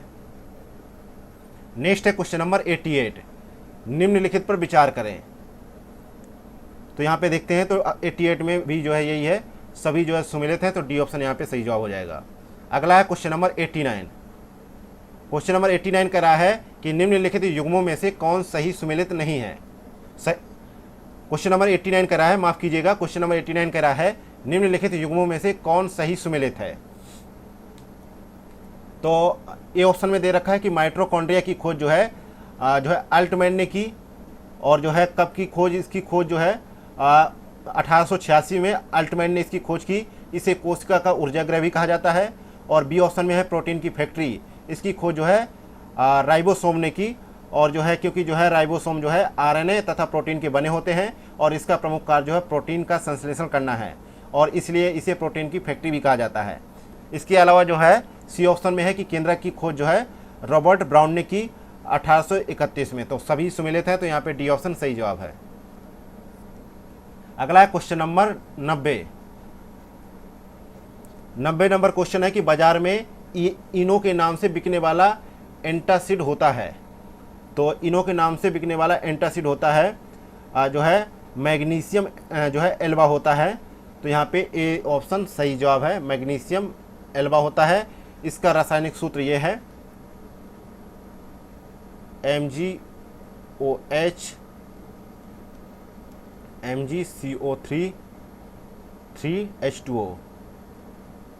यह पेट की अम्लता एवं गैस को दूर करने में सहायक होता है। नेक्स्ट है क्वेश्चन नंबर 91। निद्रा रोग या जो है स्लीपिंग सिकनेस नामक बीमारी उत्पन्न होती है, कैसे होती है। तो इसका सही जवाब है एक प्रोटोजोआ द्वारा। ए ऑप्शन सही जवाब है, क्योंकि यह जो है एक परजीवी है और सीसी मक्खियों के शरीर में आश्रय लेता है और इन मक्खियों के काटने से जो है रोगाणु शरीर में प्रवेश कर जाते हैं। नेक्स्ट है क्वेश्चन नंबर 92। सीटी स्कैन या कंप्यूटेड टोमोग्राफी एक्सरे परीक्षण में कौन सी किरणें प्रयोग में लाई जाती हैं। तो इसके दौरान जो है एक्स किरणें प्रयोग में लाई जाती हैं। इसके द्वारा शरीर के अंदरूनी अंगों को देखा जाता है और रोगों का पता लगाया जा सकता है। तो बी ऑप्शन यहाँ पे राइट आंसर है। नेक्स्ट है क्वेश्चन नंबर 93। निम्न युग्मों में से कौन सा एक सही सुमेलित नहीं है। तो 93 को यहाँ पे देखते हैं, डी ऑप्शन वॉशिंग पाउडर जो है सही सुमेलित नहीं है, क्योंकि जो है वॉशिंग पाउडर का जो सूत्र होता है वो होता है सोडियम कार्बोनेट, लेकिन सोडियम बाइकार्बोनेट यहाँ पे ऑप्शन में दे रखा है, तो इसका गलत है वॉशिंग पाउडर। और सोडियम बाइकार्बोनेट को कहा जाता है बेकिंग सोडा। नेक्स्ट है क्वेश्चन नंबर 94। निम्नलिखित में से किस एक को सामान्य रूप में टेफ्लॉन के नाम से जाना जाता है। तो यहाँ पे टेफ्लॉन के नाम से किसे जाना जाता है, पॉलीटेट्रा फ्लोरोएथिलीन को जाना जाता है। तो यहाँ पे सी ऑप्शन राइट आंसर होगा, और इसको ही टेफ्लॉन के नाम से जाना जाता है और इसका जो है उपयोग जो है ना चिपकने वाली जो है कढ़ाई के निर्माण में किया जाता है। नेक्स्ट है क्वेश्चन नंबर 95। मानव के संपूर्ण शरीर या अंगों में असामान्यता या जो है विकृति का पूर्णतः सही पता लगाने हेतु निम्नलिखित में से किसका प्रयोग किया जाता है। तो इसके लिए जो है मैग्नेटिक रेजोनेंस इमेजिंग यानी MRI का प्रयोग किया जाता है। इसके अलावा जो है ऑटो एनालाइजर जो है ग्लूकोज, यूरिया, कोलेस्ट्रॉल आदि की जांच हेतु प्रयुक्त किया जाता है। इसके अलावा इलेक्ट्रोकार्डियोग्राम हृदय की विकृतियों का पता लगाने के लिए इसका प्रयोग किया जाता है। तो यहाँ पे सही जवाब क्या होगा, ए ऑप्शन। नेक्स्ट है क्वेश्चन नंबर 96। क्वेश्चन नंबर 96 है कि निम्नलिखित युग्मों में से कौन सा एक सही सुमेलित नहीं है। तो यहाँ पे 96 का देखते हैं, तो राष्ट्रीय दृष्टिहीन संस्थान देहरादून में है, ना कि नई दिल्ली में है। तो यहाँ पे डी ऑप्शन गलत है। नेक्स्ट है क्वेश्चन नंबर 97। 97 नंबर क्वेश्चन है, निम्नलिखित में से कौन सा एक युग्म सही सुमेलित नहीं है। तो 97 का देखते हैं, तो सही सुमेलित नहीं है, तो उपास्थि के चारों ओर पाई जाने वाली झिल्ली को क्या कहा जाता है? मेटाकार्पस कहा जाता है, ना कि जो है कॉन्ड्रियम कहा जाता है। तो यहाँ पे बी ऑप्शन करेक्ट आंसर है। हालांकि जो कॉन्ड्रियम उत्तर दे रखा है, तो प्रत्येक उपास्थि के चारों ओर पाई जाने वाली झिल्ली को पेरिकोट्रियम कहा जाता है, और जो है पसलियों के आपस में जोड़ने वाली अस्थि को जो है स्टर्नम कहा जाता है। नेक्स्ट है क्वेश्चन नंबर 98। निम्नलिखित में से कौन सा कार्य यकृत द्वारा नहीं किया जाता है? तो कौन सा कार्य जो है यकृत द्वारा नहीं किया जाता है? तो वसाओं का इमल्सीकरण जो है यकृत द्वारा नहीं किया जाता है, बाकी कार्य जो है किए जाते हैं। नेक्स्ट है क्वेश्चन नंबर 99। निम्नलिखित में से कौन एक जठर रस में नहीं पाया जाता है? तो अमाशय से जो है जठर रस का श्रावण होता है। यह एक पाचक रस होता है, और इस रस में जो है हाइड्रोक्लोरिक अम्ल, रेनिन एवं जो है पेप्सिन एंजाइम होती हैं। जबकि जो है अग्नाशय से निकलने वाली अग्नाशयी रस में जो है ट्रिप्सिन, जो है अमाइलेज एवं जो है लाइपेज नामक एंजाइम पाए जाते हैं। तो इस प्रकार से यहाँ पे ट्रिप्सिन सही जवाब होगा। तो यहाँ पे सही जवाब होगा डी ऑप्शन। नेक्स्ट है क्वेश्चन नंबर 100। निम्नलिखित कथनों पर विचार कीजिए, कौन सा कथन असत्य है? पहला कथन है कि जीन आनुवांशिक क्रिया की मूल इकाई है, और दूसरा कथन है कि यह आरएनए में पाया जाता है। तो 100 का सही जवाब क्या होगा? तो जो है जीन जो है आनुवांशिक क्रिया की मूल इकाई है। तो यहाँ पे देखा जाए तो ये पहला कथन तो सही है, और यह आरएनए में पाया जाता है, ये जो है गलत है। क्योंकि जो है जॉनसन ने 1909 में सर्वप्रथम जीन शब्द का प्रयोग किया था, और जीन जो है आनुवांशिक क्रिया की मूल इकाई है। और इसके अलावा डीएनए का छोटा खंड जिसमें जो है आनुवांशिक कूट निहित होता है, उसे जीन कहा जाता है। तो यहाँ पे जो है गलत के लिए पूछा गया है, तो बी ऑप्शन यहाँ पे राइट आंसर है। नेक्स्ट है क्वेश्चन नंबर 101। 101 नंबर क्वेश्चन कह रहा है कि रवि ने पूर्व की ओर चलना प्रारंभ किया। तो पूर्व इस दिशा में, और 1 किमी चलने के पश्चात जो है वह दक्षिण की ओर मुड़ जाता है और 5 किलोमीटर चलता है। पुनः वह पूर्व की ओर मुड़ता है, दक्षिण की ओर मुड़ जाता है, 5 किलोमीटर चलता है, और जो है फिर वह जो है पूर्व की ओर मुड़ता है और 2 किलोमीटर चलता है। अंतिम बार वह उत्तर की ओर मुड़ता है और 9 किलोमीटर चलता है। तो 9 किलोमीटर चला, तो ये 2 किलोमीटर समाप्त हो गया, और ये 5 किलोमीटर समाप्त होगा। यहाँ बचा 4 किलोमीटर, और जो है ये 2, 3। तो अब बताना है अपने प्रारंभिक बिंदु से वह कितनी दूर है। तो यहाँ पे बचा 1, 4, 2। तो यहाँ पे बात करें तो जो है ये बन गया त्रिभुज, समकोण त्रिभुज।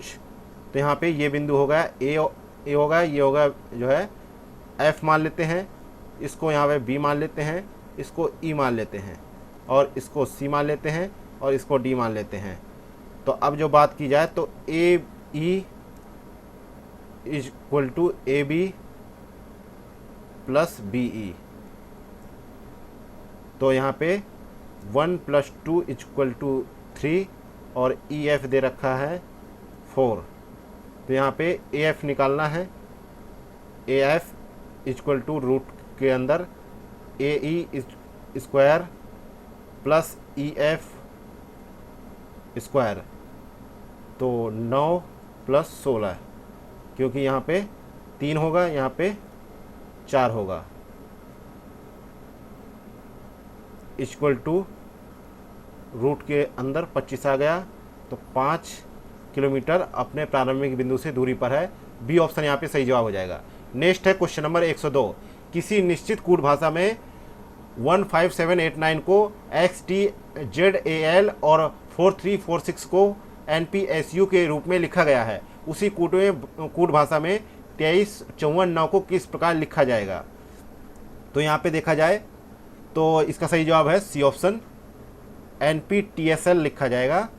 तो यहाँ पे देखते हैं NPTSL लिखा जाएगा। अगला क्वेश्चन नंबर 103।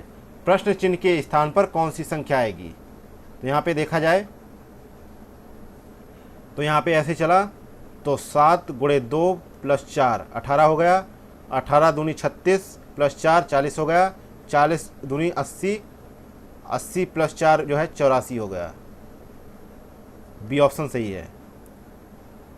नेक्स्ट है क्वेश्चन नंबर 104। यदि आप 1 से 100 तक की सभी संख्याएं लिखते हैं तो कितनी बार 3 लिखते हैं? तो 1 से 100 तक की संख्या लिखने में कितनी बार 3 आएगा? तो पहले जो है 1 से 10 तक में एक बार आया, और 11 से जो है 20 तक में भी एक ही बार आया, 13 आया, फिर 23, फिर 30, फिर 31, 32, 33, 34, 35, 36, 37, 38, 39, और इसके बाद 43, 53, 63, 73, 83, 93। इस प्रकार जो है कितनी बार आया? 3। तो यहाँ पे सही जवाब है ए ऑप्शन 20 बार आया। नेक्स्ट है क्वेश्चन नंबर 105।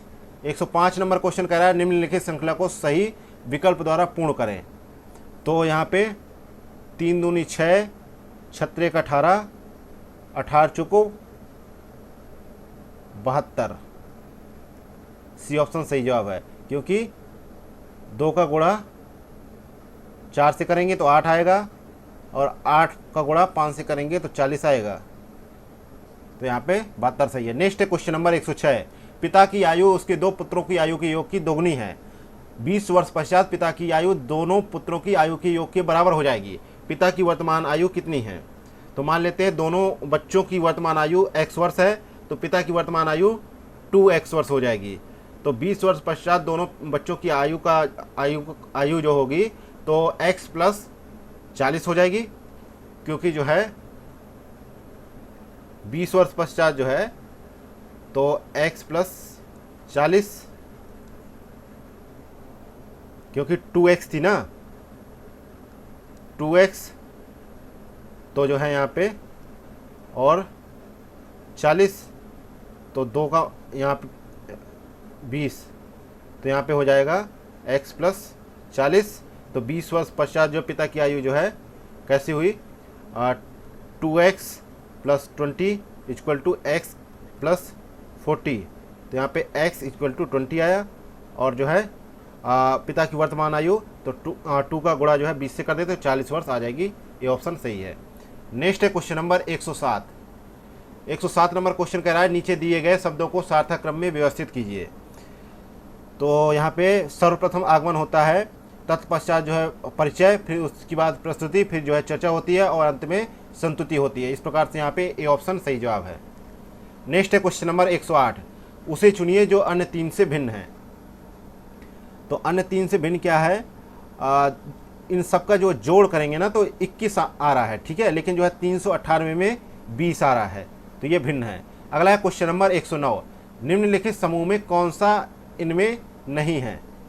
तो यहाँ पे आँख का उपयोग देखने में, कान का उपयोग सुनने में, और दांत का उपयोग चबाने में किया जाता है, जबकि ठुड्डी का इस तरीके से कोई विशेष उपयोग नहीं है। डी ऑप्शन करेक्ट है। अगला है क्वेश्चन नंबर 110। ए बी से अमीर है, सी ए से अमीर है, डी सी से अमीर है, ई सबसे ज़्यादा अमीर है। अगर सभी को क्रम में बैठाया जाए तो किसका स्थान मध्य में आएगा? तो यहाँ पे सी का स्थान मध्य में आएगा। डी ऑप्शन सही है। नेक्स्ट है क्वेश्चन नंबर 111। यदि किसी माह का चौथा दिन शनिवार है तो उस माह के 26वें दिन से 5 दिन पहले कौन सा दिन होगा? तो यदि किसी माह का चौथा दिन शनिवार है तो 11वां, 18वां और 25वां दिन शनिवार होगा। इस प्रकार उस माह के 26वें दिन अर्थात जो है रविवार से 5 दिन पहले 21वां दिन जो है मंगलवार होगा। बी ऑप्शन राइट है। नेक्स्ट है क्वेश्चन नंबर 112। दिए गए वृत्त का क्षेत्रफल 36 पाई है, इसको 6 बराबर भागों में बांटा गया है, तो चाप पी क्यू की लंबाई होगी। तो यहाँ पे चाप पी क्यू की लंबाई कितनी होगी? तो इसको देखते हैं, 2 पाई होगी। डी ऑप्शन यहाँ पे सही है, इसको सॉल्व कर लीजिएगा। नेक्स्ट है क्वेश्चन नंबर 113 है। एक परीक्षा में एक छात्र को सफल होने के लिए 45% अंक प्राप्त करने होते हैं, वह केवल 50% अंक प्राप्त करता है और 4 अंकों से असफल हो जाता है। अधिकतम अंक क्या है?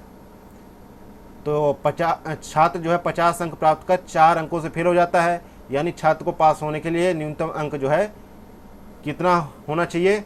50 प्लस जो है 4 इक्वल टू 54, और 45% इक्वल टू 54। तो 100% जो है देखें तो 54/46 गुणे 100 तो आ जाएगा 120। बी ऑप्शन सही है।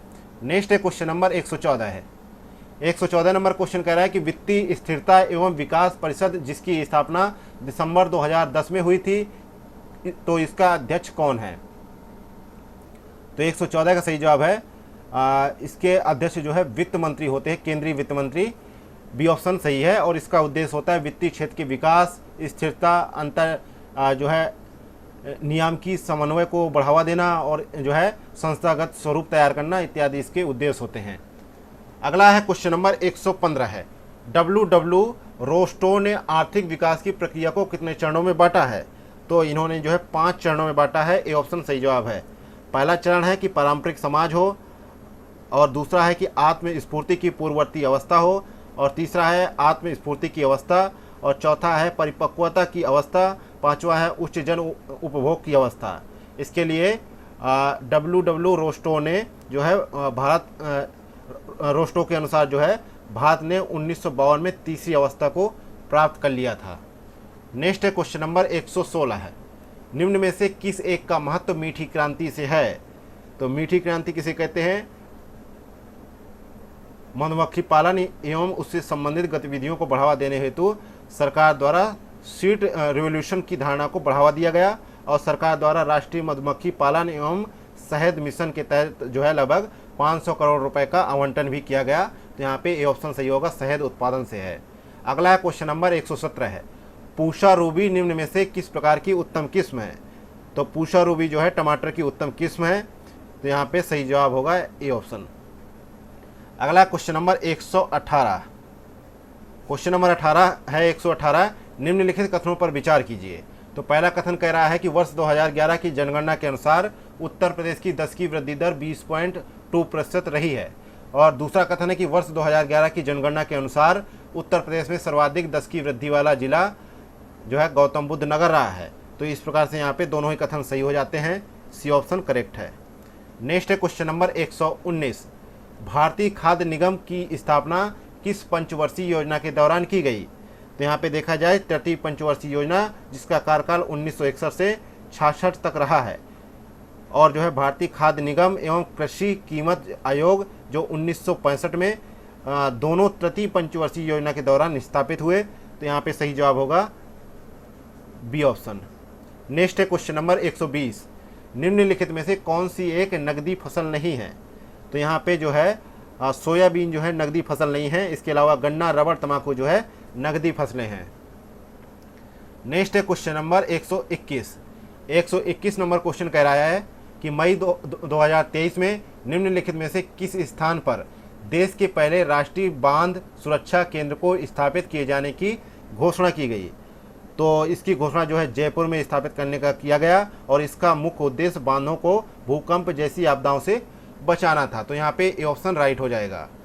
नेक्स्ट है क्वेश्चन नंबर 122, मई 2023 में भारत सरकार द्वारा चलाए गए ऑपरेशन करुणा का मुख्य उद्देश्य क्या था? तो इसका उद्देश्य था म्यांमार में चक्रवात मोर्चा से प्रभावित लोगों की सहायता करना, और इस अभियान के तहत भारतीय नौसेना के जहाज़ों द्वारा म्यांमार में खाद्य आपूर्ति, आवश्यक दवाएं इत्यादि भेजना। तो यहाँ पे सही जवाब होगा सी ऑप्शन। नेक्स्ट है क्वेश्चन नंबर 123, निम्नलिखित में से किस तिथि को अंतर्राष्ट्रीय जैव विविधता दिवस मनाया गया? तो 22 मई 2023 को ये मनाया गया, और इसका मुख्य विषय था कि समझौते से जैव विविधता से कार्यवाही तक। तो यहाँ पे सही जवाब है 22 मई, बी ऑप्शन राइट है। नेक्स्ट है क्वेश्चन नंबर 124, मई 2023 में किस देश ने प्रधानमंत्री नरेंद्र मोदी को अपने सर्वोच्च नागरिक सम्मान companion of the order of Logohu से सम्मानित किया है? तो यहाँ पे पपुआ न्यू गिनी ने प्रधानमंत्री मोदी को सम्मानित किया है मई 2023 में। ए ऑप्शन सही है। अगला है क्वेश्चन नंबर 125, पनडुब्बी बाघ शीर से संबंधित निम्नलिखित कथनों पर विचार कीजिए। तो यहाँ पे देखा जाए तो जो है असत्य कथन को चुनना है यहाँ पे। हालांकि पहला कथन दे रखा है कि यह भारतीय नौसेना की कलवरी क्लास प्रोजेक्ट 75 की 6ठी स्कॉर्पियन पनडुब्बी है, और दूसरा कथन है कि इसका निर्माण Mazagon dock shipbuilders limited द्वारा किया गया है। तो ये जो है असत्य कथन चुनना है, तो दोनों ही सत्य कथन है। तो यहाँ पे डी ऑप्शन सही हो जाएगा, ना तो पहला ना तो दूसरा। अगला है क्वेश्चन नंबर 126, मई 2023 में 61वां वैश्विक सुपर कंप्यूटर सम्मेलन 2023 का आयोजन कहाँ हुआ था? तो इसका आयोजन जो है हैम्बर्ग जर्मनी में हुआ था। तो यहाँ पे सी ऑप्शन सही जवाब है। नेक्स्ट है क्वेश्चन नंबर 127, 127 नंबर क्वेश्चन कह रहा है कि मई 2023 में निम्नलिखित में से कौन जो है तुर्की देश के नवनिर्वाचित राष्ट्रपति बने हैं? तो तुर्की देश के राष्ट्रपति जो है रेसेप ताइप एर्दोगन बने हैं। तो यहाँ पे सही जवाब होगा बी ऑप्शन। यह एर्दोगन का जो है लगातार तीसरा कार्यकाल है और जो वर्ष 2028 तक के लिए है। नेक्स्ट है क्वेश्चन नंबर 128। मई 2023 में किस राज्य में भारत की पहली पोर्ट टैक्सी परियोजना शुरू करने की घोषणा की गई है? तो ये जो है उत्तर प्रदेश राज्य में भारत की पहली पोर्ट टैक्सी परियोजना शुरू की जाएगी। यह सेवा जो है नोएडा फिल्म सिटी एवं जेवर स्थित अंतर्राष्ट्रीय हवाई अड्डे के मध्य संचालित की जाएगी। तो यहाँ पे ए ऑप्शन राइट होगा। अगला है क्वेश्चन नंबर 129। मई 2023 में केंद्रीय पत्तन पोत परिवहन एवं जलमार्ग मंत्री द्वारा किस देश में स्थित सितवे बंदरगाह पर भारत के पहले मालवाहक जहाज की अगवानी की गई? तो ये जो है कहाँ पर है? म्यांमार में है। ए ऑप्शन यहाँ पे सही जवाब है। नेक्स्ट है क्वेश्चन नंबर 130। मई 2023 में बुद्ध पूर्णिमा के अवसर पर खेलो इंडिया यूनिवर्सिटी गेम्स 2023 का शुभारंभ जारी किया गया। इसका नाम क्या था? यानी शुभंकर जारी किया गया, इसका नाम क्या था? तो इसका नाम था जीतू नाम था इसका। यहाँ पे ए ऑप्शन सही है। नेक्स्ट है question number 131। International Booker prize 2023 के संबंध में निम्नलिखित कथनों पर विचार करें। पहला कथन है कि मई 2023 में यह पुरस्कार टाइम शेल्टर पुस्तक को प्रदान किया गया, और दूसरा कथन है कि इसके लेखक जॉर्जी गोस्पोडिनो हैं।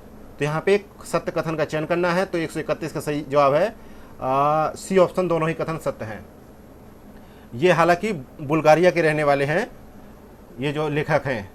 नेक्स्ट है क्वेश्चन नंबर 132। मई 2023 में विश्व आर्थिक स्थिति एवं संभावनाएं मिड 2023 नामक रिपोर्ट जारी की गई, जिसमें वर्ष 2023 में भारत की विकास दर 5.8% अनुमानित किया गया है। यह रिपोर्ट किसके द्वारा जारी की गई है? तो ये रिपोर्ट जो है विश्व बैंक द्वारा जारी की गई है। यहाँ पे सही जवाब होगा बी ऑप्शन। नेक्स्ट है क्वेश्चन नंबर 133। मई 2023 में केंद्रीय गृह मंत्री अमित शाह द्वारा राष्ट्रीय तटीय पुलिस एकेडमी के स्थायी परिसर की आधारशिला कहां पर रखी गई? तो इसकी आधारशिला द्वारका गुजरात में रखी गई और इस एकेडमी की लागत राशि लगभग 970 करोड़ रुपए है। तो यहाँ पे ए ऑप्शन करेक्ट है। नेक्स्ट है क्वेश्चन नंबर 134। मई 2023 में G7 राष्ट्रों का शिखर सम्मेलन कहां पर आयोजित हुआ था? तो यहाँ पे सही जवाब है हिरोशिमा जापान में आयोजित किया गया, और G7 राष्ट्रों का यह जो है 49वां शिखर सम्मेलन था। इस शिखर सम्मेलन में भारतीय प्रतिनिधिमंडल का नेतृत्व जो है प्रधानमंत्री मोदी ने किया था। तो यहाँ पे बी ऑप्शन सही जवाब है। अगला है क्वेश्चन नंबर 135। मई 2023 में प्रसिद्ध अमेरिकी पत्रिका टाइम मैगजीन ने किस भारतीय अभिनेत्री को अपने कवर पेज पर स्थान दिया? तो यहाँ पर दीपिका पादुकोण को जो है अपने कवर पेज पर स्थान दिया। वह टाइम मैगजीन के कवर पेज पर आने वाली नवीनतम ग्लोबल स्टार हैं। तो यहाँ पे डी ऑप्शन सही है। अगला है क्वेश्चन नंबर 136। मई 2023 में दुबई स्थित एयरलाइन एमिरेट्स द्वारा विश्व के पहले रोबोटिक चेक इन असिस्टेंट का अनावरण किया गया। इसका क्या नाम रखा गया है? तो यहाँ पे सही जवाब है इसका सारा नाम रखा गया है। बी ऑप्शन सही जवाब है।